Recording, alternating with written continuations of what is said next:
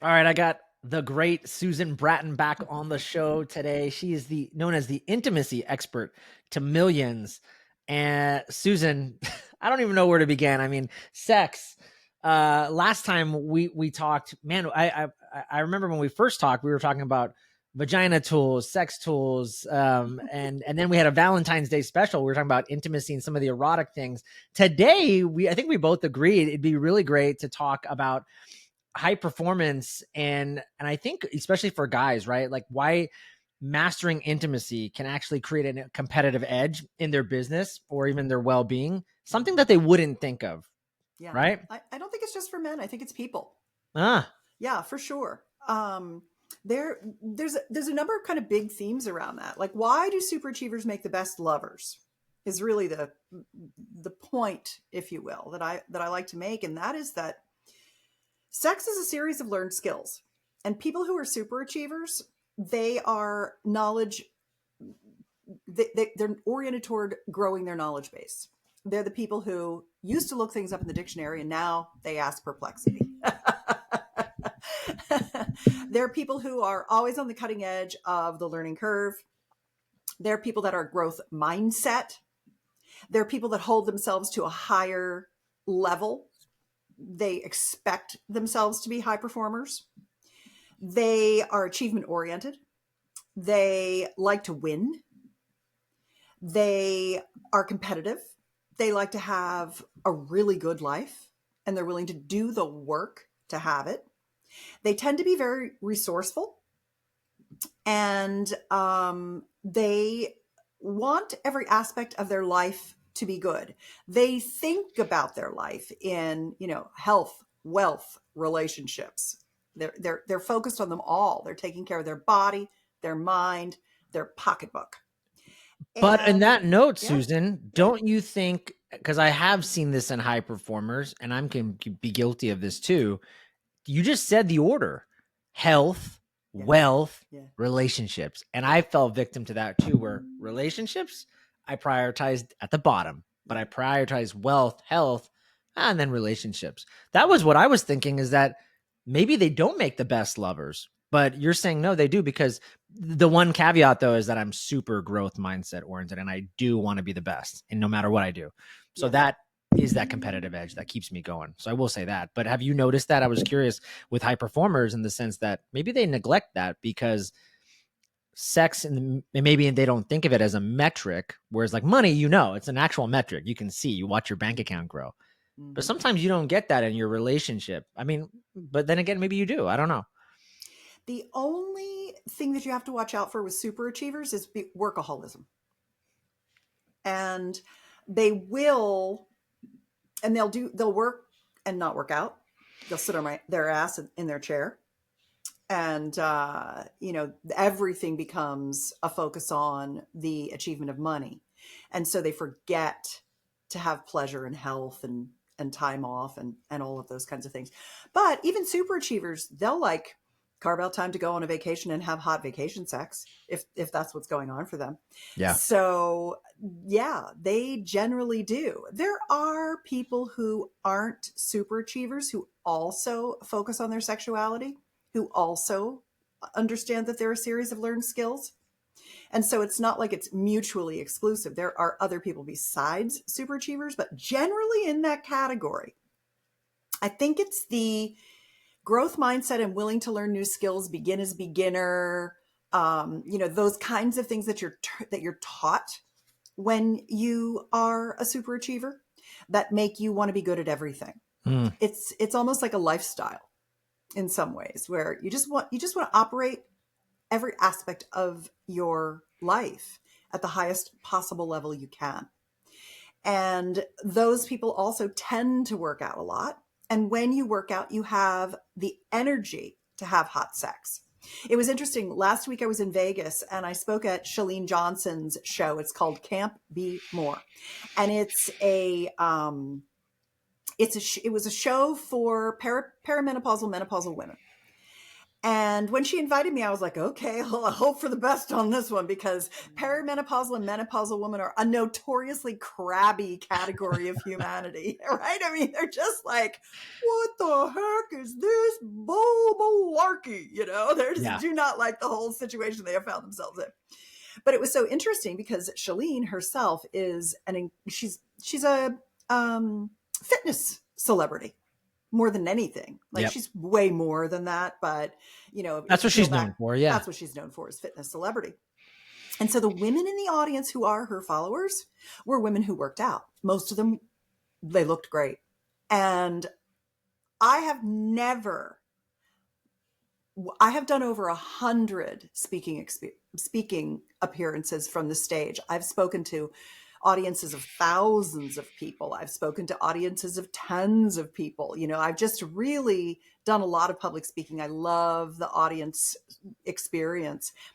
It was the best show I've ever gone to as a person from the stage. Wow. They were jumping up and down in their chairs. They were, you know, so excited. I had a bunch of giveaways of all my cute sex toys that I recommend, you know, for orgasmic cross training and orgasmic activation. And like, they totally got the orgasmic cross training. They were already doing cross training, and they had energy. The difference between the typical midlife person and the Shalene Johnson midlife person is that they're working out. And so that's another thing that often makes that like well-rounded super achiever, is that they have the energy to have sex because they have energy, because they're stimulating their mitochondria. Yeah. Keeping them young. They got muscles, they got moves, they got balance, strength, flexibility. Like, you know, it's funny. I have this sex technique. It's called come full circle. And about 20 years ago, when podcasting first started, I had a podcasting network. Personal Life Media started out as a podcasting network, and I had 40 shows on my network. And I had a show that was Tantra and Kama Sutra. And I heard one of the episodes one time, this guest came on, this old tantric master came on the show and talked about this sex position that was a double 360 degree. You circle around each other. Basically, she spins around on him, you know, kind of like they do this thing where you got to stick your leg here and you got to go here. And then you put your arm there and, you know, you got to do this thing. Well, I couldn't get it out of my mind. I mean, I was like, thinking about that sex position for the longest time. I really want to do that thing. So I said to my husband, Tim, hey, I really want to do this thing. Can we listen to this podcast together and figure this out? And so we just like wrote down step by step what the old tantric master said, and we figured it all out, and we did it. And we had so much fun doing it. It was really fun. And you know how tall we are. We're giants. Yeah. And it was like two daddy long legs in the bed, you know, just like scrambling around each other. I ultimately made I hired an illustrator. I had a friend come over, and we were clothed, and I had the friend take pictures of every move in the come full circle sex position. And then I gave those to an illustrator, and she illustrated the illustrated guide to the come full circle sex position. And that is one of those super achiever type of things where super achievers will be like, I want to do that. Mm-hmm. I can do that. I can hoist myself up and roll myself around and spin somebody around on my penis.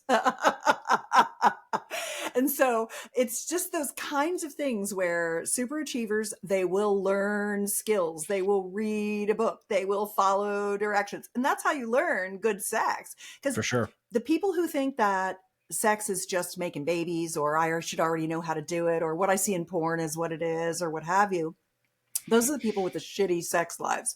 It's the super achievers who are like, I'm going to study the 20 kinds of orgasms and have them all over the next 10 years. You know, that's your super achiever sexer.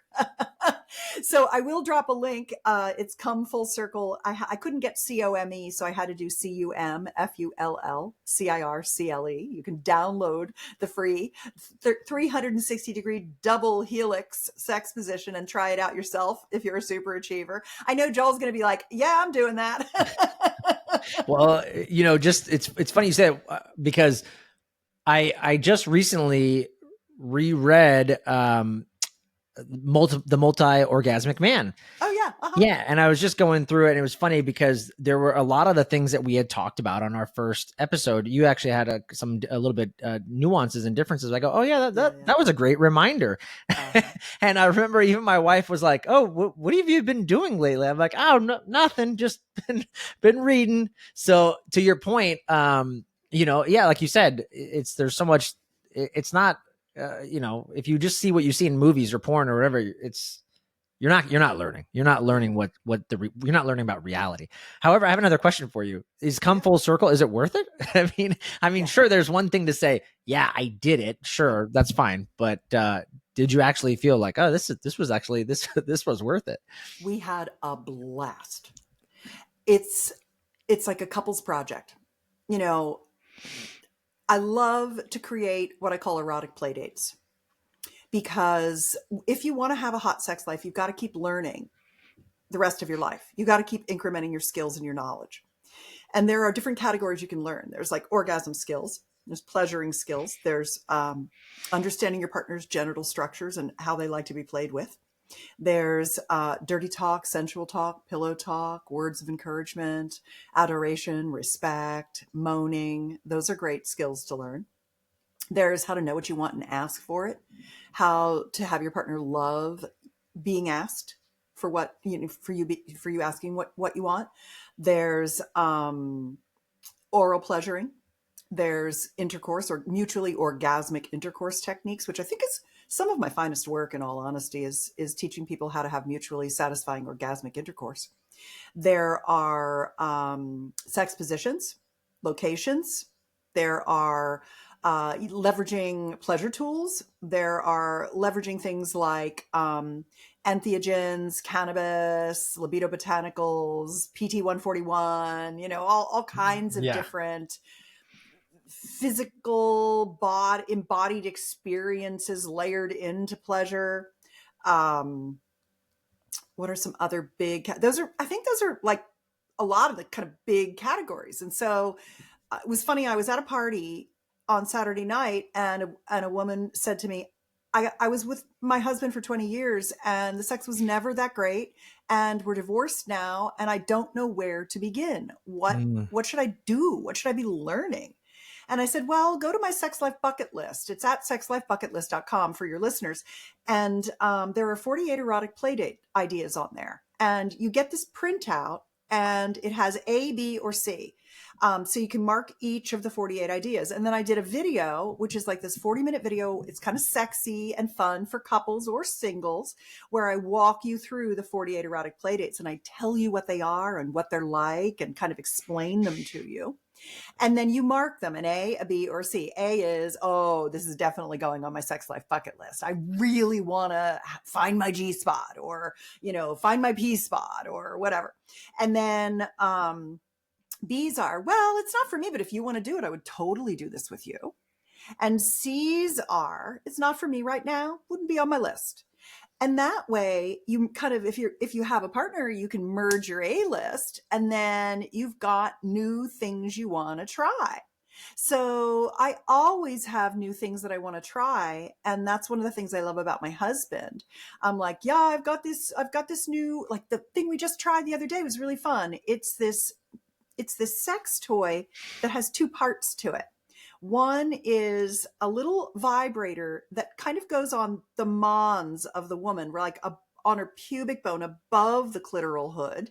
And it just, the very bottom of it rests on the top of her clitoral shaft, right above her clitoris. And it can be worn on her with straps, or it has this little silicone pad that'll hold it on. And then there's a little ring that goes around his penis. It's an intercourse sex toy. And it's a little ring that goes around his penis. And it's for intercourse.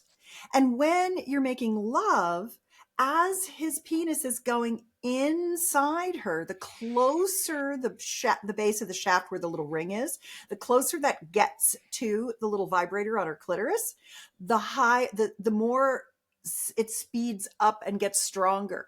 And then as he slides back out, it gets weaker and slower. And so it goes.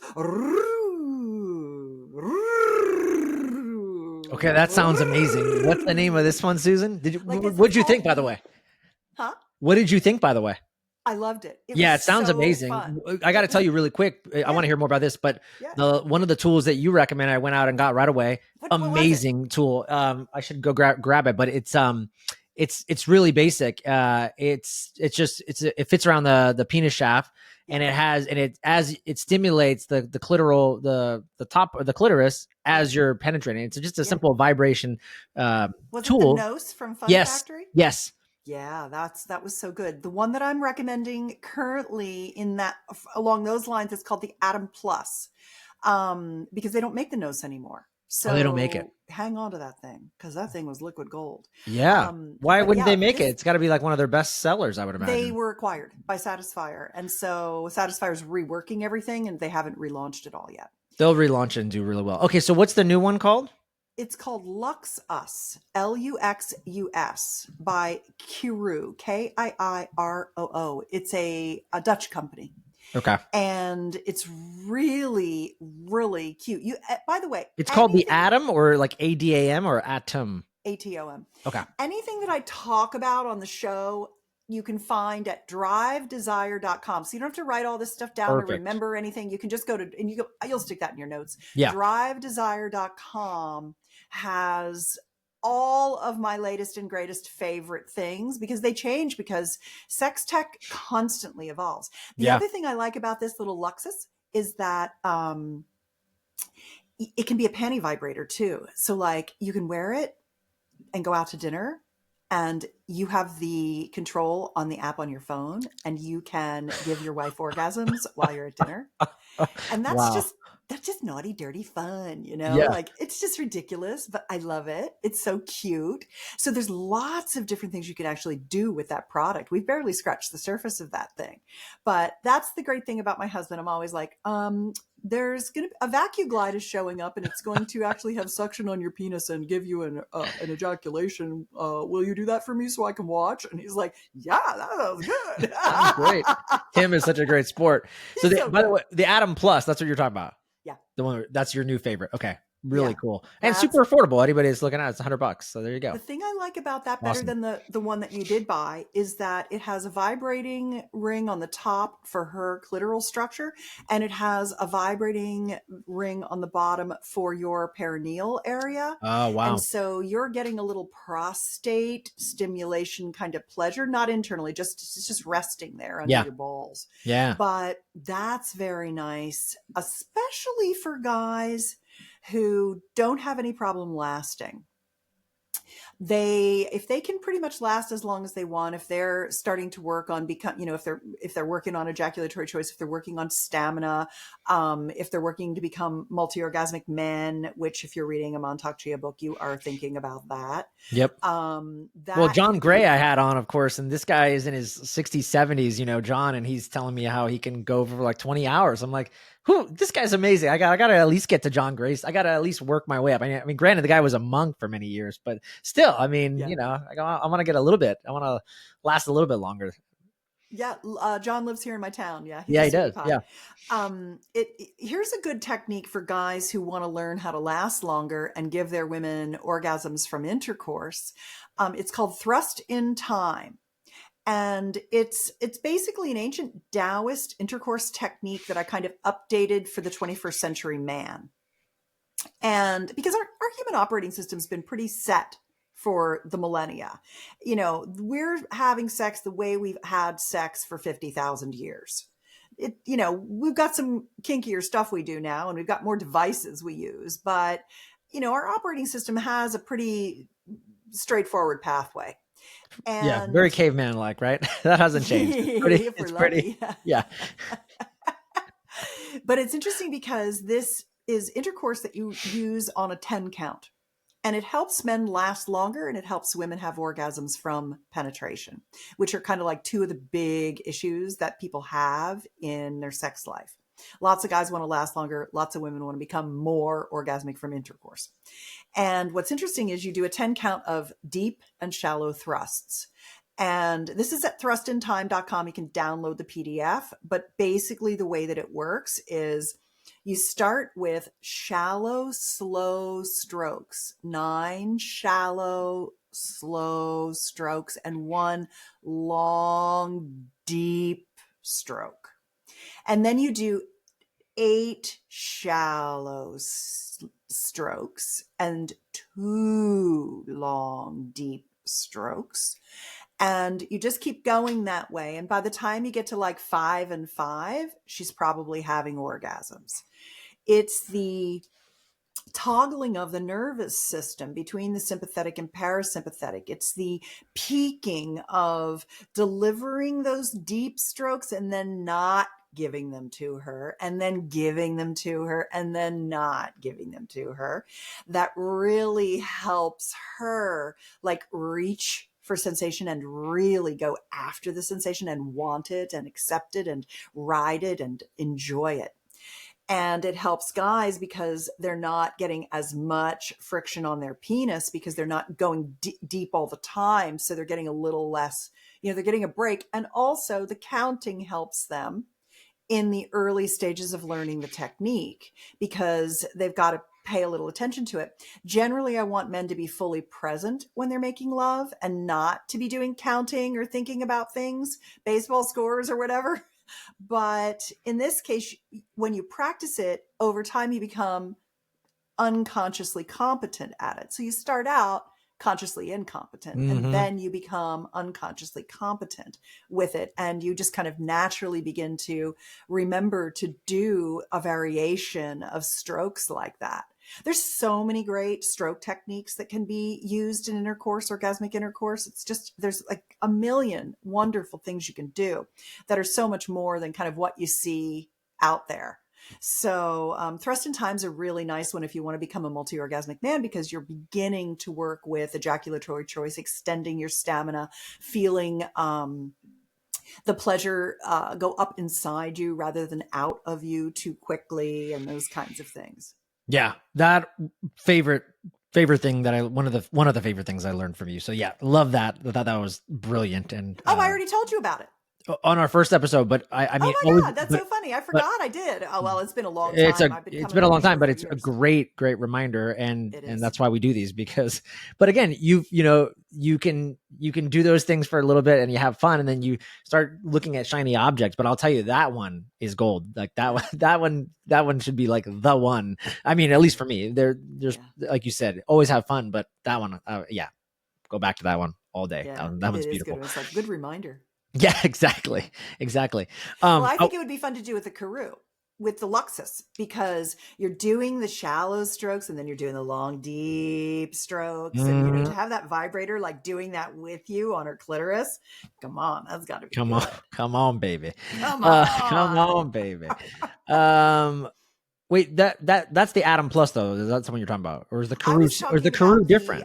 The Luxus one is the one where she wears the little vibrator on her clitoris and you wear the little ring that makes it go. Okay. That's the Luxus one you're talking about. Yeah, Luxus one, yeah. Okay. And I'm on your website right now just looking through it. And so that would be, let's see, you got the Womanizer, the Lush 4, the P Spot. I don't see it. I see the Atom one. Maybe I just went too. You don't see the Luxus quickly on there yet? Oh, okay. Could be that. Well, it's brand new. Maybe we didn't get it on there yet. I'll get it on before your show comes out. Okay, perfect. No, that's good to know. Okay, yeah. So there's actually 2 new ones that you like, then the Atom and that one. Okay, I like that. We'll check them out both. I wanted to ask you. I want to. At some point, I want to ask you about just all, because you're, I've seen you at all the longevity conferences, and like you're into this stuff. So, yes, I am. And we've talked before, I think, about Gainswave, and there's red light therapy, there's penis pumps, there's all these things. But I wanted to ask you, like, what are you looking at in terms of regenerative medicine that's exciting that you like? Whether, because I know peptides is all the rage. Is there anything? Yeah, I know you do HRT as well. What are some of the things that's exciting you that you're liking in terms of just the regenerative health that you actually think works? Yeah, exactly. And is worth it. Worth the money and the effort. I just launched a Substack called Longevity Wins, where I essentially just share all the things I'm doing and if they worked, why, and what I got out of it, how much it cost, why I liked it, etc. Definitely HRT is fantastic. I take testosterone in addition to estrogen and progesterone, and I really love them. I love the testosterone. I love the confidence it gives me. I'm the CEO of 2 companies in addition to being the intimacy expert to millions. And I've got a lot to do and a lot of people to like take care of and manage. And, I really like just the balls it gives me. It gives me balls. And I like having balls. I like having big brass balls. I just like that.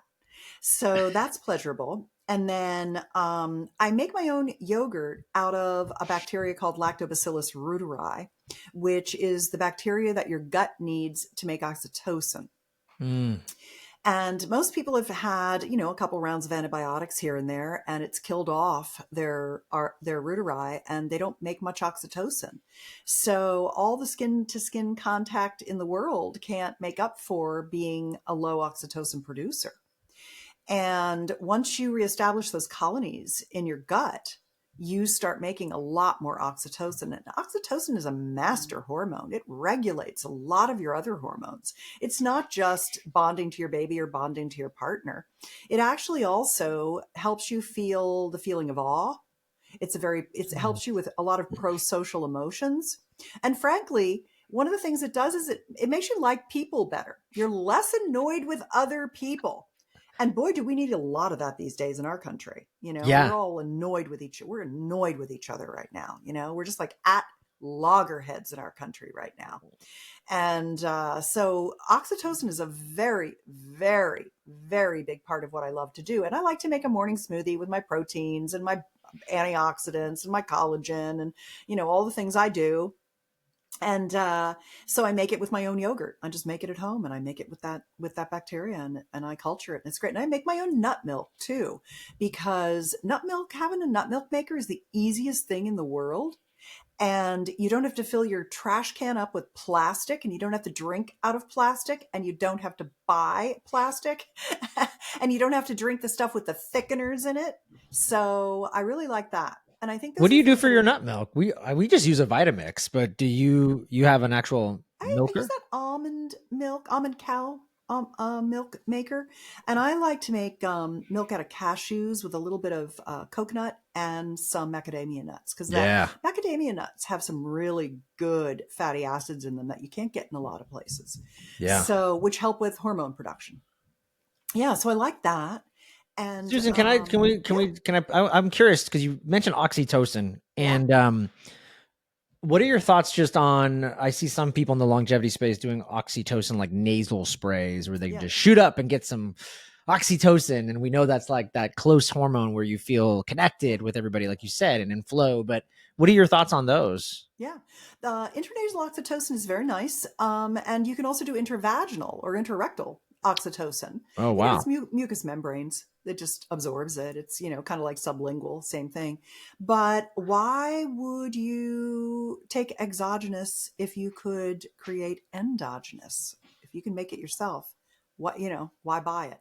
I agree. I think long Yeah. term, that's what you want to do. You want to do Yeah. what Just you're replenish exactly your own what you're doing. stores. Create the microbiome so that it's actually you're making those neurotransmitters regularly. You don't need a hit of it. You're just doing it Exactly. consistently. Yeah, but I was just curious if you had seen any good effects. If I don't know, if you just wanted to, get it a little bit extra pleasure before the pleasure begins. I don't know.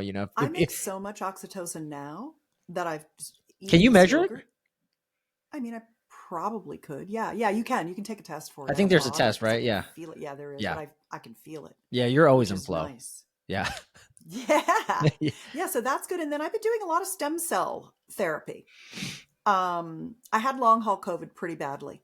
I Hmm. didn't. I didn't leave my house for a couple of years. I was down in bed for 4 months. I lost my ability to talk. I Wow. was really decimated from it. I lost a lot of hair. About half my hair fell out a couple of times, and my That's skin was shocking because you're in destroyed. And such great health. I know it really hit me hard. I think it hit me hard because I'd had a gluten allergy that was undiagnosed from until I was 50. And I think it got into my intestinal system, the virus, and it really ran rampant inside me. Wow. So I have been doing stem cell therapy. I've been doing injections into my scalp. I've done injections of my own stem cells into my clitoral structures. That's helped me with incontinence, and it's definitely beefed up the structures so that they're really healthy. Mm. Um, and I do it IV. I do just stem cell IV. It's helped me a lot with. I could feel that it kind of helped fix my lungs and my heart and my bladder and my kidneys a lot. My skin has really healed from the COVID. And I also tore my ACLs and MCLs. So we attempted to try to get them to start growing back again. And I had I had stem cells injected into my leg bones because your ligaments are actually part of the bone system. It's not like bones and ligaments are separate. Bones are bones grow your ligaments. Your ligaments grow out of bone. And so you need a lot of good stem cells in your bones to drive the growth of the ligaments. And I got about 16 to 20% regrowth of my ligaments. They started growing back out of my bones. They haven't grown back and hooked back together again. But I just worked out in the gym and I just did a ton of PT on that. And so I'm skiing again. I just came back from Steamboat Springs. Have you ever skied there? Uh-uh. Oh my God, it's such a nice ski town. It's like the perfect Western ski resort. It's amazing. And the year before that, I was in Aspen. Next year, I'm going to go to the Alps and ski. Wow. So my goal is to ski right into my 80s, which I don't think I'll have any problem doing. I don't think so either. Yeah. Yeah. This year I'm trying to lift my body weight by my 64th birthday. So I'm doing deadlifts.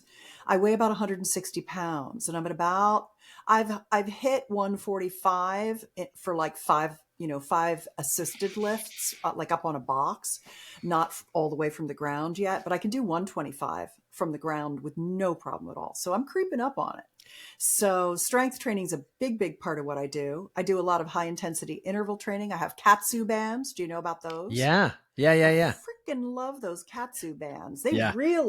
I mean, what I'm interested in is I'm interested in this just being like rock hard and solid. And it is. Yeah. Like the harder and more solid I am, the better off I feel. Like I want to carry all my groceries in one trip, everything. So I'm up and down off the floor. I just do a lot of stuff that is, what do I want to be doing when I'm in my 90s? Easily, fluidly, without any issue at all. Deep lunges, squats, get up and down off the floor, stand on one leg, grip strength, sheer, brute force. I love to push and pull the sled. And, I'm doing pull-ups for the first time in my life the last couple of years. I've never been able to do pull-ups and push-ups. And now in my 60s, I'm doing them. So the 60s have just been so fabulous for me from the perspective of both embodied strength and flexibility and stamina, but also and mountain biking and all those kinds of things, but also in wisdom. The combination of the wisdom and the power. You are so in the zone in your 60s if you take good care of yourself and you really, focus on nutrition, sleep, sex, and exercise. Talk about that, just Susan, because that's huge. I love what you're saying. Talk about the wisdom part a little bit. Like, what clarity have you gotten just in the last? Because I think every decade you change. I've noticed for myself. It's like, man, I think I'm 43. I think, man, back when I was 30, like I knew it all. And then I look, I'm like, you were such an idiot. You didn't know anything. And then I'm 43 and I think I know everything now. I'm sure when I hit 50, I'm going to be saying the same thing. And I'm sure same thing for you as you've grown. And you probably like thought I was crushing it when I was 50. But now you said, man, I have this eternal wisdom that I just feel very like, you can just tell you're very in the flow. Yeah. What? And then of course, every year we get setbacks and that's how we grow and get better and better and better. And just hearing your COVID story, like that's a massive one to set you back. But then you learn and it made you better and deeper and wiser into the health world. And yeah, so just curious for you, what have you kind of, what have you walked away with clarity and the wisdom? And now how do you look back and go, oh, I didn't know as much as I knew. I think I just wrote 20 new thought pieces, different perspectives on the intersection of sexuality and healthy living. And I couldn't have done that before now. It took me decades of learning. I mean, sexuality is such a vast landscape. I mean, even when I was talking earlier about, yeah, okay, if you want to learn about how to be a good lover, here are the categories of things to put your attention on. It's helpful when I give people a roadmap like that. Right. Okay. You want to work on communication. You want to work on pleasuring techniques. You want to work on orgasmic cross training. Like you want to have experience. You want to try sex positions. You want to try sex in new locations. Like all these things are things you can do and practice and try. And I had to learn every single one of those things before I could get to what does the landscape look like. And so I'm in that kind of landscape phase now where I've stitched a lot of things together. And even just being aware of how the people who have followed me for decades are super achievers, that they are the growth mindset people. I find the sweet spot for me in an audience is super achievers who work out. You have to have your health to have great sex. The people who don't have their health, they don't have mitochondrial function. They just don't have the energy to do it. They don't have the energy to do anything. That's what I think is really the fork in the road. And good sleep and nutrition are very, very important. You can't cheat on any of those things. But if you don't work out, if you don't have a consistent program of pushing yourself, you're going to fall off, and the other people who do that are going to keep going forward. It's a real fork in the road. You can't fake it by the time you get in your 60s. You can't, oh, I'm just coasting off of this, the muscle I built in my 20s and 30s. You can't anymore. So that's big. And the other thing that I have really enjoyed is giving back, being a mentor, lifting people up. I'm at the point in my career where I get a lot of good opportunities. They're coming my way. People are starting to know who I am now. My stock is rising. I wouldn't call myself famous. Everybody's famous. That's not, I'm not trying to be famous. I'm trying to have effect. And the effect I'm trying to have is to nurture people's intimate pleasure so that they feel that it's something that's attainable for them and that they're not coming from behind, that it's just simple things they can try and learn and do that will have massive effect on the life that they lead, the pleasure that they have. And so do you feel like a lot of people are just leaving stuff on the table then, in like your opinion, when it comes to their sex life? Then I've got to imagine oh yeah. I mean, And even if they are healthy and even if they are wealthy, they're still, their sex life is just yeah, I mean, like it would be kindergarten level stuff. Most people's the quality of sexual pleasure and connection that 90% of people have is like kindergarten, first grade, nothing. Why do you think? Is it because it's so taboo to talk about in the United States? Is that like, and I'm speaking only the US, not anywhere else, like Thailand and stuff. I mean, I know other cultures are like very open about this stuff. And I think even reading The Multi-Orgasmic Man, he even like criticizes the West and how it's like, you've demonized it. Like, no wonder, of course, like it's not even accepted to talk about, right? Yeah. Yeah. It's repression. It's based in repression. And in all honesty, Joel, I mean, you are a white man, but it is how the white male patriarchy keeps women oppressed is by controlling sexuality. Because really what would happen if people learned how to have sex, there's a lot of men who are really, really driven to have sex.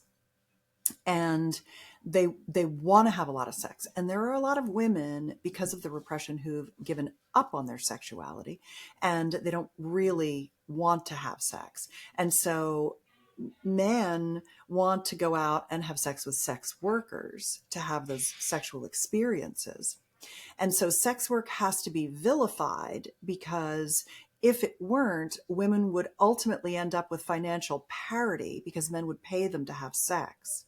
And so if they had financial parity, then men would no longer be in control.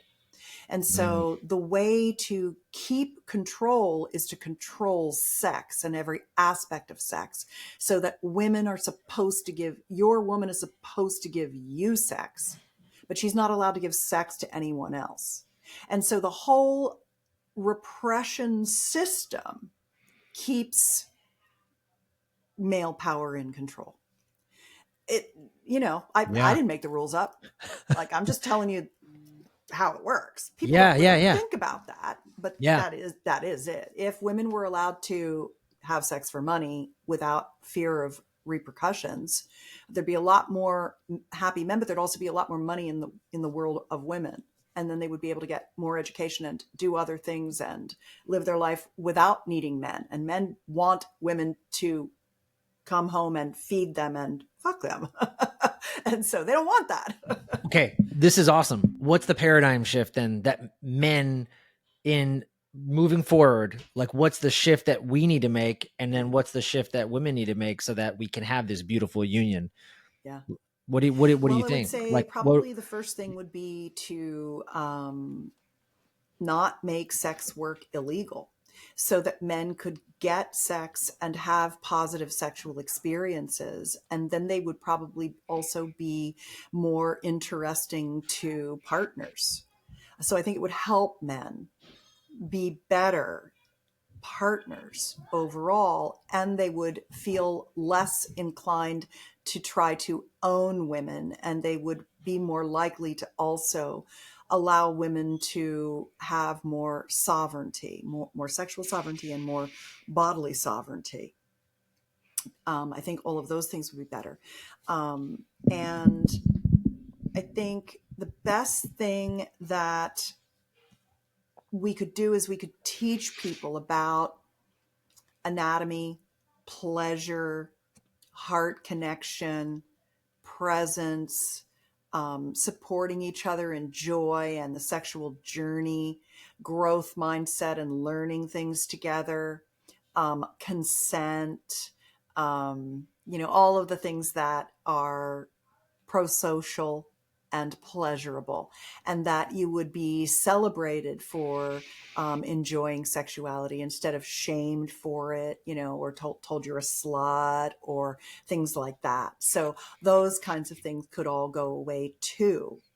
And then generally, I think where that would lead is that people would have more partners over the years, and they would not stay in relationships that didn't serve them, because I think a lot of people stay in relationships that don't serve them over control or lack of money.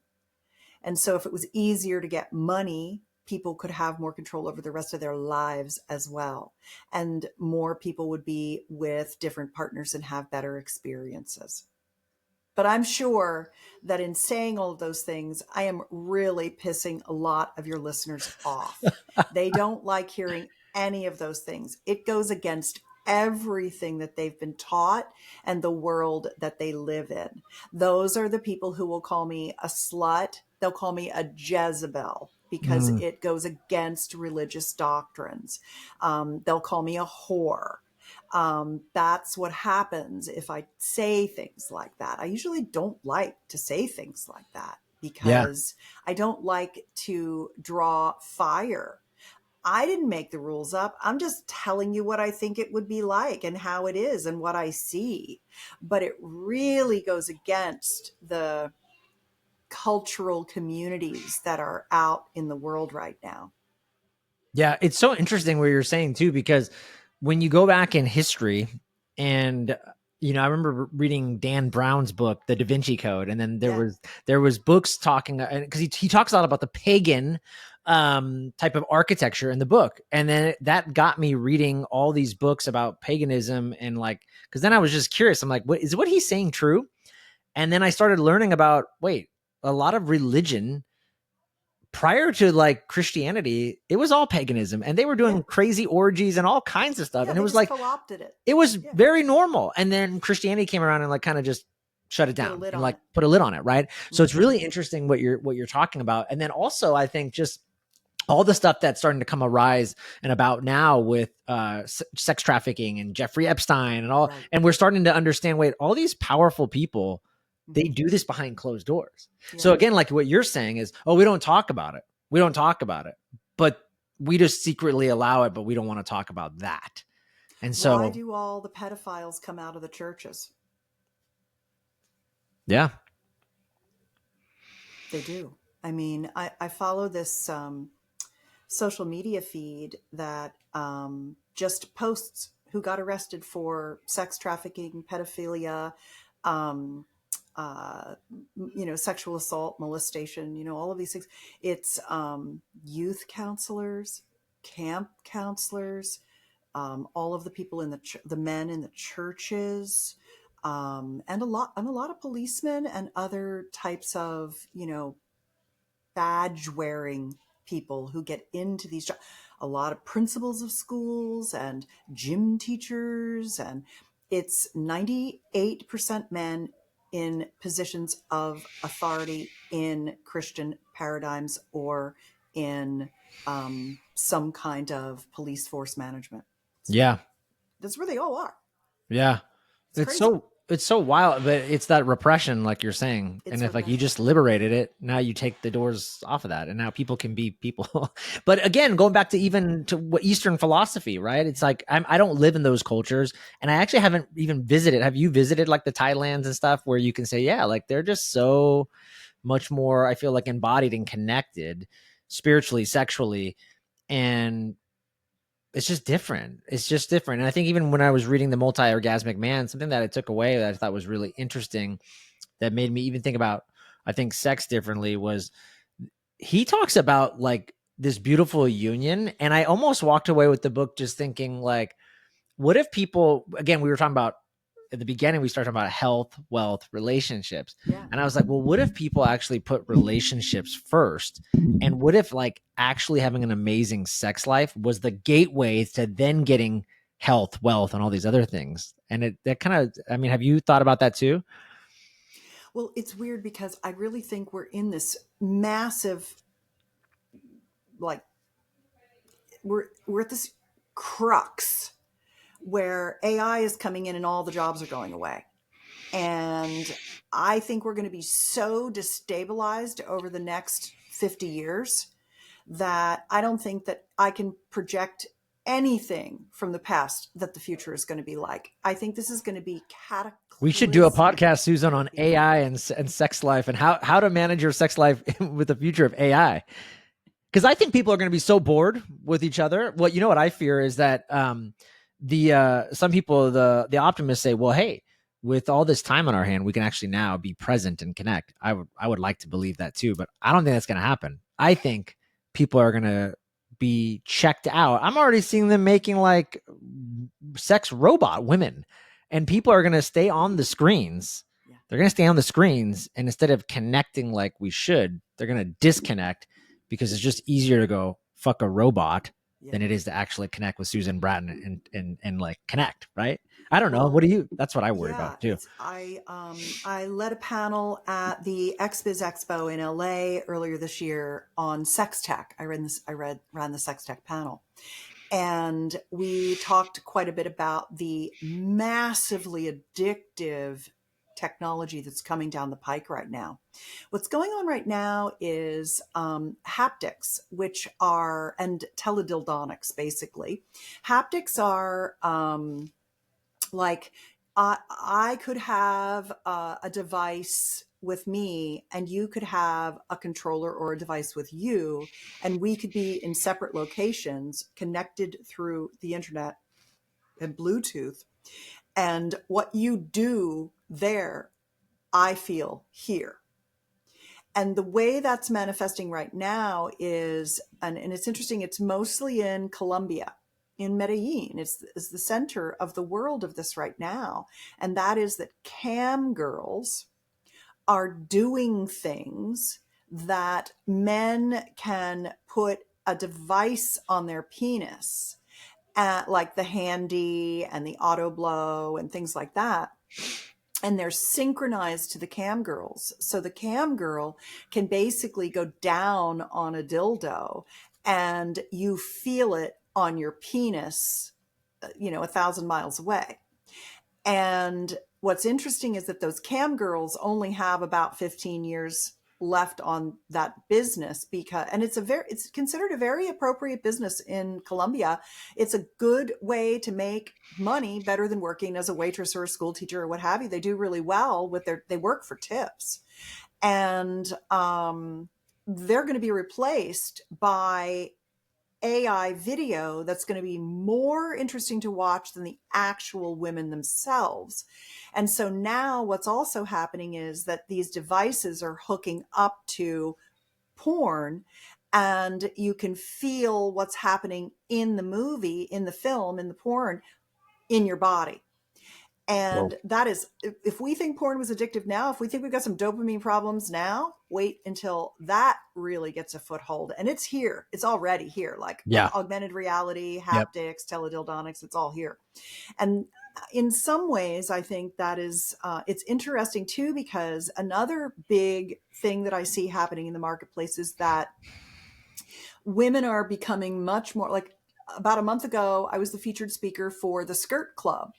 And the Skirt Club is bi curious women. They tend to be like kind of like almost not even, they're not really full lesbians, but they're more like in the lipstick lesbian world, where they're typically women who are mostly with men, but are also interested in having female partners. So they call them bi curious. So like pretty, they're not the like dykey butch lesbian Yep. types. They're more like the Yep. pretty cute lesbian types. And I spoke about how to seduce a woman to the Skirt Club. I taught them the art of seduction. What does a woman want? How does she like to be seduced? What's the process? There's 4 keys to seduction. And when you understand that structure, you can move a woman toward more pleasure at a pace that feels good to her, because men tend to generally be like, well, do you want to have sex? And they're like, no, I'm not, like, I'm doing something. Like, what? I'm not Guilty. ready. Guilty I right know. here. It's when you guys are so focused, you're so goal oriented, you're so Oh ready to go, man. which I love about you, Yeah. I just but skipped to step, Susan. I just skipped right to step 4. By the way, is there a guide for that too? I know for you got a which, guide somewhere for what? The for the seduction? 4 steps of seduction. Yeah. Oh yeah. It's at more sex, more often. Boom. .com. And yeah, it really explains the 4 keys to seduction and how they work. The first of which is making small offers, not big offers to women, make her a series of small offers and help her escalate. And but it was interesting because at the same time that men are getting hooked on, augmented reality porn, and not even wanting to go out of the house, women are starting to have sex with other women much more frequently. Like, this Hmm. is a big thing. Every year I do sex trends of the year. And I think it was 2022 or 3. One of the biggest trends was midlife women having their lesbian era. Like, they divorced their husbands and now they're not looking for other men to date. They're actually just interested in women. They just want to try that now. Like they think it might be better. And so there's a big movement, a global movement of women hooking up with women, and that being very, very normal now in a lot of circles. And so it wasn't like that even a decade ago. And so it's so interesting to see that as women are gaining financial parity, and they no longer need to be married. They don't want to be married. They want their sexual sovereignty, and they're a lot less concerned about whether, what your equipment is and whether you're a man, a woman, or somewhere on the gender spectrum. Like, gender spectrum is changing. And I know that our current administration is trying desperately to roll all of that back. I mean, this is the last gasp of that kind of control. It's not going to work. It's over. It's too late. They can do all of the things that they want to do to try to make it white and hetero again. It's never going to go back. Like, it's just, it can't anymore. And so as we evolve, I think that I want to make sure that men don't get left behind. They're not going to school at the rates that women are anymore. I really want men to get the skills that are needed to thrive in the world as it's changing. And that's a big thing. And one of the things that guys can do is they can understand how women's arousal and desire works better, and become the lovers we need them to become, so that we want to have a lot of sex with them, so they don't feel left out or marginalized or unloved or unfucked. And so I really love to talk to men. That's my favorite cohort. I'll take a bodybuilding man and I can make him like the best, a 50 or a 60-year-old guy that works out and wants to learn how to be a great lover. That guy, I can work wonders with that guy. And I don't do any one-on-one work. This is all just, and honestly, I give away so much Yeah, stuff. you It's, do. You have so any much. man who's like, tell me more. I'm like, just go to betterlover.com and there's Yeah. like a million places to start. I already told you what to work on, Yeah. right?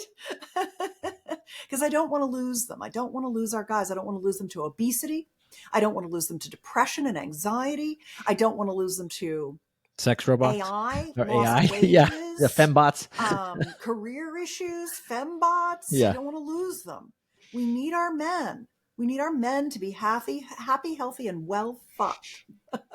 Yeah. Yeah.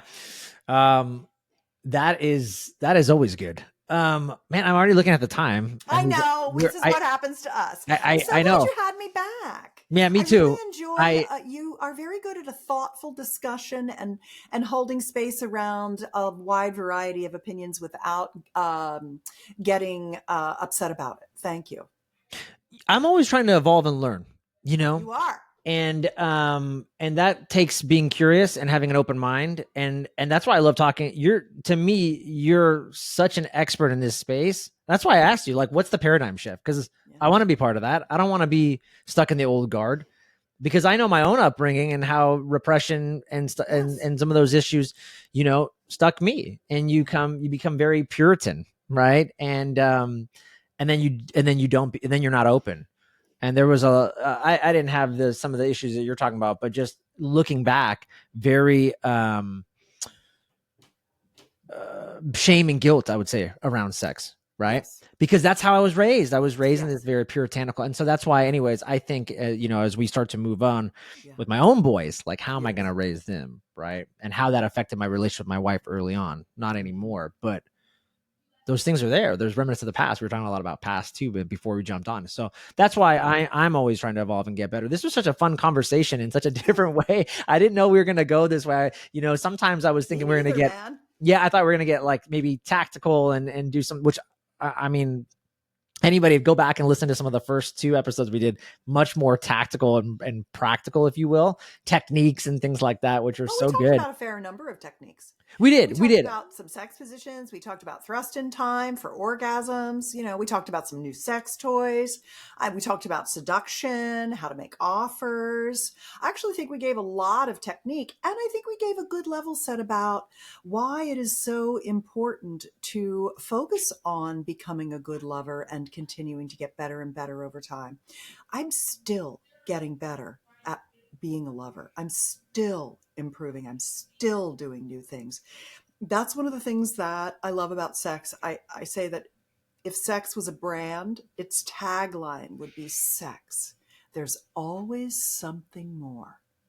Because I've been having great sex and doing new sexual things for decades, and I still am doing new things and getting better. Like even a couple of years ago, I was really working on my cowgirl and learning how to give myself orgasms from intercourse. And last year, I was really learning about anal pleasuring, and I like it. And I didn't think I ever would. And I love it now. So it's like there's always more. And it does give you balls, confidence, sovereignty, creativity, immune function, natural killer cell production, neurotransmitters, oxytocin generate. I mean, like, it is so healthy for you. The people who extend their sex span extend their health span, and they end up living a longer, healthier, happier life. And so if that's not reason enough, if you care about your longevity, care about your sexuality, because it is fundamental to happy health. So good. So good. Susan Bratton, I got to have you back on. I think there's so much other stuff I want. I'm so glad I had you on. Just the update in tech and stuff was so lovely, but there's so much other stuff I want to talk to you about in terms of just the AI. I mean, God, there's so much I think to talk about and be prepared for. And just some of the wisdom you shared today, man, just blowing my mind, paradigm shifts, explosions here. So, but I got a lot of other questions I want to ask you next time. So let's stay in touch. Let's get something on the calendar again. And thank you so much for being on, and looking forward to the next one. Thanks, Joel. By the way, Susan, before I let you go, where can people connect with all the good stuff that you had? Because I know you dropped a whole bunch of websites today. Oh, yeah. But if there's just a general one, I know you gave me that great website. Better Lover. Which one? BetterLover.com. Better Lover. Okay. Yeah, BetterLover.com. That's kind of a portal into all my stuff. Okay. Awesome. Great. Susan, thank you. Thanks, honey. Okay.